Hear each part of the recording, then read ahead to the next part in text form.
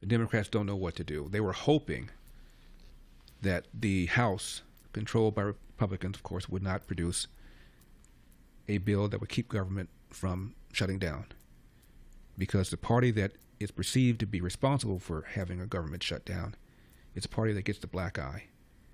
And they figured that Donald Trump would never be able to control his party, would never be able to dominate his party and get people to march in lockstep. Republicans tend not to do that. And the one House member who refused to vote for the continuing resolution to avoid a government shutdown, Trump said he's going to primary his butt. Who does that? Who does that? So then it goes to the House, to the Senate, where you needed at least 8 Senate Democrats to avoid a filibuster. And Chuck Schumer didn't say what he was going to do for a while, and then came out and urged the Democrats to support the bill to avoid a government shutdown. And therefore, there is no government shutdown, not at least until September. Trump won a massive, massive victory. And the Democrats, hard left, which is, I'd say that's most of the party of energy and strength, are people like AOC, Jasmine Crockett, the nuttier Democrat, the nuttiest nuts in the Democratic wing, put it that way. People like Al Green. These are the ones who are generating the attention, generating the fundraiser by their antics, by calling Trump racist. Amisha Cross is a commentator who appears on MSNBC. Listen to this, number 2.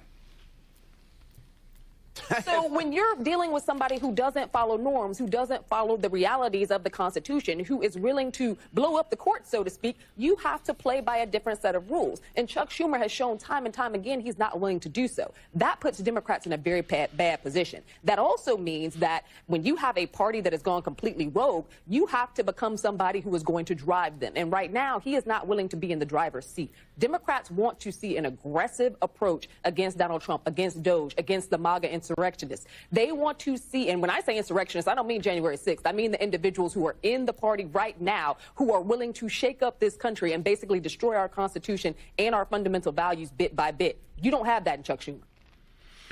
She mentioned MAGA. She mentioned Doge. Party has gone rogue. Really? Regarding what Trump said about immigration, here is what Joe Biden said back in 2020 when he was running, number 6. Would you allow these cities to ignore the federal law regarding the reporting of illegal immigrants and, in fact, provide sanctuary to these immigrants? The reason the cities ignore the federal law is the fact that there is no funding at the federal level to provide for the kind of enforcement at the federal level you need. Pick up the New York Times today. There's a city not far across the river from my state that imposed similar sanctions. And what they found out is, as a consequence of that, their city went in the dumps, in the dumpster. Stores started closing. Everything started to happen. And they changed the policy. Part of the problem is you have to have a federal government that can enforce laws. This administration has been fundamentally derelict in not funding any of the requirements that are needed even to enforce the existing law. So, Senator Biden, yes or no, would you allow the cities to ignore the federal law? No. That was 2007. I misspoke.